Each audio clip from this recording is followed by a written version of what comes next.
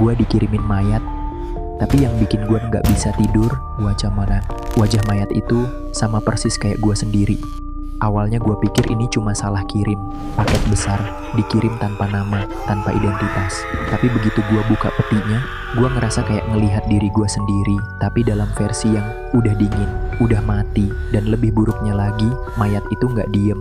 Gua udah coba buang, udah gua kunci, tapi dia balik. Dan sekarang, gua mulai ngelihat dia berdiri di tempat gua tidur. Gua cerita ini bukan buat bikin lu takut, tapi siapa tahu besok petinya ganti dikirim ke rumah lo. Hari itu, jam menunjukkan pukul 13.06 siang. Cuaca di luar panas, tapi mendung menggantung seperti pertanda sesuatu yang buruk akan datang. Aku sedang di rumah sendirian, baru selesai makan siang, ketika suara bel sepeda motor berbunyi dari luar pagar. "Paket, Mas." Aku keluar dan kurir dari jasa ekspedisi berdiri di depan pintu pagar. Wajahnya terlihat agak heran, bahkan sedikit gelisah. Ia menunjuk ke arah belakang motornya, tempat sebuah kotak kayu besar berbalut plastik hitam berdiri tegak. "Kiriman atas nama Mas Rangga, ya?" Aku mengangguk walau dalam hati bingung. Aku tidak pernah pesan barang sebesar itu. "Ini nggak ada nama pengirimnya," tambah si kurir. "Tapi alamatnya jelas rumah ini. Mohon ditandatangani aja, Mas." Aku pikir mungkin orang kantor iseng kirim hadiah, atau seseorang mengirim barang kejutan.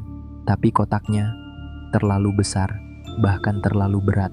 Si kurir sampai butuh bantuanku untuk mengangkatnya ke teras. Aneh, sangat aneh. Begitu kurir pergi, aku duduk sebentar di depan kotak itu. Kayunya usang, sedikit retak di bagian sudut, dan saat aku mendekat ada bau logam samar tercium, seperti darah. Tapi bukan bau darah yang segar, melainkan sesuatu yang telah lama membusuk. Aku mencoba mengangkat ujungnya. Berat. Terlalu berat untuk ukuran satu orang. Kupanggil tetanggaku, Pak Tarmo, yang kebetulan lewat depan rumah.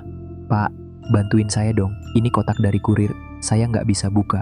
Pak Tarmo menghampiri, menatap kotak itu dengan dahi mengernyit. "Ini, loh, kayak peti mati ya?" Gumamnya pelan. Aku langsung merinding. "Jangan bercanda, Pak."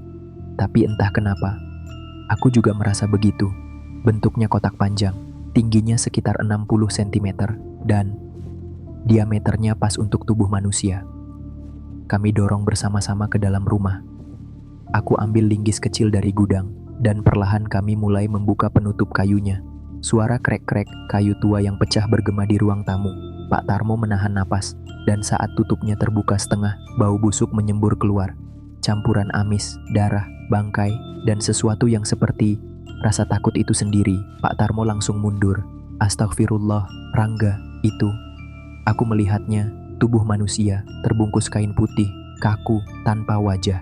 Wajahnya dibungkus plastik bening, dengan lakban hitam berlapis-lapis menutupi mulut dan matanya. Tubuhnya bukan dalam posisi tidur, tapi duduk dengan lutut menekuk ke dada. Posisi yang sangat tidak wajar, dan yang paling membuatku menggigil, di dada mayat itu tersemat kertas kecil lusuh dengan tulisan tangan, "Dia akan membuka mata jika kamu menolak menerimanya." Aku refleks menutup peti itu lagi. Tanganku gemetar. Pak Tarmo tidak berkata apa-apa. Ia hanya melangkah mundur, lalu tanpa permisi, berbalik dan pergi dengan langkah cepat. Aku sendirian, di rumah, bersama sebuah peti berisi mayat tanpa identitas, yang katanya akan membuka mata jika aku menolaknya. Pukul 18.45, langit mulai gelap dan suasana rumahku entah kenapa terasa lebih hening dari biasanya. Aku belum memutuskan apa yang harus kulakukan dengan peti itu. Sudah kukunci lagi, sudah kutarik ke pojok ruang tamu. Tapi rasa tidak nyaman itu tetap menggantung di udara.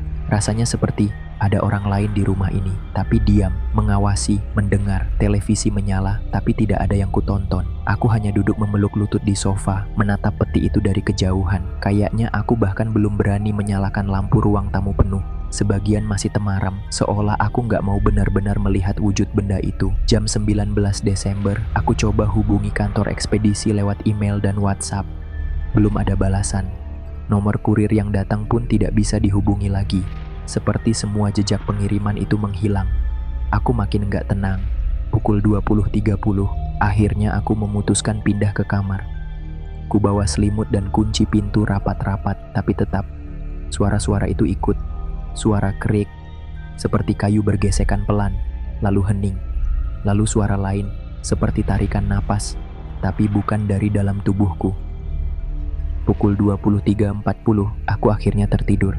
Tapi hanya sebentar, karena jam 00:18 aku terbangun dengan napas memburu, jantungku berdetak kencang, tubuh berkeringat. Aku bermimpi, atau entah itu mimpi. Dalam tidurku, aku melihat seseorang berdiri membelakangiku di ruang tamu. Ia mengenakan kain putih, lehernya miring ke kanan dan plastik bening menutupi wajahnya. Tapi aku tahu itu mayat dalam peti. Dia tidak bergerak sampai aku mendekat dan dia berbalik perlahan. Wajahnya sama persis denganku, tapi matanya terbuka, putih semua, dan dari mulutnya terdengar bisikan, "Kalau kamu menolak aku, kamu yang akan menggantikanku." Aku langsung terbangun. Jam menunjukkan pukul 1 pagi 3 Maret. Lalu aku dengar suara itu, seperti ada yang menggeser benda berat di luar kamar. Suara itu berasal dari ruang tamu. Tanganku gemetar saat membuka pintu kamar perlahan. Gelap, tapi samar-samar cahaya dari luar menembus tirai jendela. Aku melangkah keluar, dan saat aku menyalakan lampu, petinya bergeser. Benda seberat itu, yang kemarin bahkan butuh 2 orang buat mindahin, sekarang berpindah sejauh 2 meter dari posisi awal. Tapi itu bukan yang paling menakutkan. Yang membuatku benar-benar hampir pingsan adalah tutupnya terbuka. Sedikit saja, hanya celah kecil. Tapi dari dalamnya, ada sehelai rambut hitam panjang yang menjulur keluar. Aku mundur pelan. Kaki terasa seperti lumpuh, napasku memburu, dan entah kenapa, aku merasa seseorang sedang berdiri di belakangku. Aku tak berani menoleh, tapi bayangan di dinding, bayangan milikku, berjumlah 2. Pagi harinya, aku tidak langsung bangun. Aku tersadar karena suara ketukan pelan di pintu depan. Bukan ketukan minta dibukakan, tapi seperti seseorang menggaruk kayu dengan kuku. Terus-menerus, halus, pelan, tapi cukup keras untuk menembus ke dalam mimpi. Ketika aku buka pintu, tak ada siapapun di sana. Tapi di teras, ada cakar kecil di permukaan kayu, seperti 5 jari panjang yang tergores dengan paksa. Dan posisi peti di ruang tamu sudah berubah lagi. Sekarang menghadap ke pintu kamar. Aku nggak tahan lagi. Hari itu juga aku memutuskan menyelidiki dari mana mayat ini dikirim. Aku mengunjungi kantor ekspedisi. Tapi begitu aku menyebutkan kode pengiriman di kotak itu, si petugas langsung berubah wajahnya. "Mas, siapa yang kirim ke Mas?" Tanyanya curiga. "Itu dia, saya nggak tahu. Nggak ada nama pengirim." Petugas itu saling tatap dengan rekannya. "Ada yang aneh, Mas. Kode pengiriman itu pernah muncul 2 tahun lalu. Tapi waktu itu dikirim ke daerah Bojonegoro. Lalu muncul lagi tahun lalu, dikirim ke rumah orang di Cirebon. Sekarang muncul lagi ke alamat Mas." Darahku dingin. "Orang-orang sebelumnya, kenapa?" Tanyaku pelan. Petugas itu diam sesaat. Yang Bojonegoro, rumahnya terbakar. Penghuninya nggak ditemukan. Yang Cirebon, laporannya hilang. Tapi waktu polisi datang, rumahnya kosong. Masih ada makanan sisa. TV menyala, tapi nggak ada siapa-siapa, bahkan jejak pun nggak ada. Aku kembali ke rumah dengan kepala berdenyut. Mayat ini bukan kiriman sembarangan. Ini seperti kutukan, seperti giliran. Malamnya, aku memberanikan diri membuka peti itu lagi. Kain putihnya masih membungkus tubuh mayat itu rapat, tapi sekarang kepalanya sedikit menoleh, tidak seperti posisi kemarin. Plastik di wajahnya mulai berembun, seperti ada uap hangat dari dalam. Aku merogoh ke saku bajunya dan menemukan sebuah foto lusuh. Foto seorang pria. Wajahnya terlihat lelah, tapi di balik fotonya ada tulisan tangan. Dia tidak akan pergi sampai dia menemukan penggantinya. Tanganku gemetar. Aku googling nama yang tertulis di sudut foto. Arif Prasetya, 2019. Dan di salah satu artikel berita kecil, aku menemukan informasi. Arif Prasetya, 33 tahun, terakhir terlihat di rumahnya di Bojonegoro sebelum kebakaran. Diduga meninggal, namun jenazahnya tidak ditemukan. Itu orang yang dikirimi peti pertama. Berarti mayat ini adalah warisan. Setiap orang yang menerima tidak bisa menolaknya, tidak bisa menyingkirkannya, harus menunggu giliran selanjutnya. Dan jika tidak menemukan pengganti, mayat itu akan menggantikanmu. Malam itu, aku duduk di ruang tamu, menatap peti yang tertutup lagi. Napasku pendek, pikiran kacau. Tapi saat aku menatapnya, peti itu bergerak sendiri. Tiba-tiba, sesuatu dari dalam menghantam tutup kayu keras itu. Sekali, 2 kali, 3 kali, lalu hening.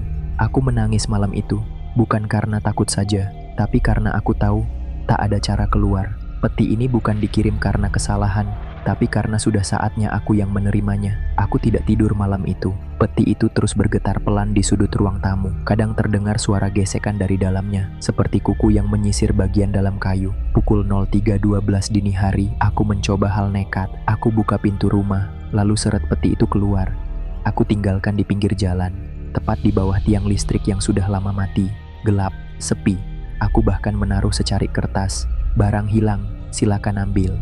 Lalu aku masuk ke rumah, kunci pintu, tutup semua jendela, dan aku berdoa keras-keras. Tapi belum 15 menit, krik, ada suara roda geser di depan rumah. Aku mengintip dari balik tirai. Peti itu sudah kembali, tepat di depan pintu. Dan ada satu tambahan yang tidak ada sebelumnya. Jejak kaki berdarah menuju dari ujung jalan sampai ke teras rumahku. Aku kehilangan akal. Aku berpikir, kalau mayat ini butuh pengganti, aku harus kirim ke orang lain kan? Siapapun, siapa saja, asal bukan aku. Besok malamnya, aku mengendarai mobil, membawa peti itu di bagasi. Aku tak tahu harus kemana, tapi di pikiranku hanya satu hal, cari alamat acak, turunkan, pergi. Pukul 2 pagi dini hari, aku menemukan rumah kosong di ujung gang tua. Rumah itu tampaknya tidak berpenghuni, tapi masih layak. Lampu terasnya menyala lemah. Aku letakkan peti itu di depan pintunya. Kutinggalkan tanpa suara. 5 menit kemudian, aku kembali ke rumah. Nafas lega, badan menggigil, tapi kupikir ini akhir dari segalanya. Aku tidur nyenyak malam itu. Pagi hari, seseorang mengetuk pintu, pelan tapi tegas. Saat kubuka, peti itu kembali, dan ada sesuatu yang lebih parah. Di atas tutup peti, ada foto. Bukan foto orang lain, tapi foto diriku sendiri. Dengan tulisan di baliknya, sudah tidak bisa dikembalikan, kamu adalah rumah terakhirnya. Hari-hari berikutnya, aku tidak keluar rumah. Semua tetangga mulai menjauh. Mereka bilang aku seperti orang gila. Kadang mereka dengar teriakan dari dalam rumah, walau aku sedang tidak bicara. Kadang mereka lihat bayangan berjalan di balik tirai, padahal aku sedang tidur. Dan pada suatu malam, seseorang melihatku menyeret sesuatu keluar rumah. Tapi mereka bersumpah, orang yang menyeret peti itu bukan aku. Rambutnya panjang, kulitnya pucat, tapi wajahnya persis sepertiku. Beberapa hari setelah itu, rumahku dinyatakan kosong. Polisi datang, makanan basi, TV menyala, semua barangku masih ada, tapi aku tidak ditemukan.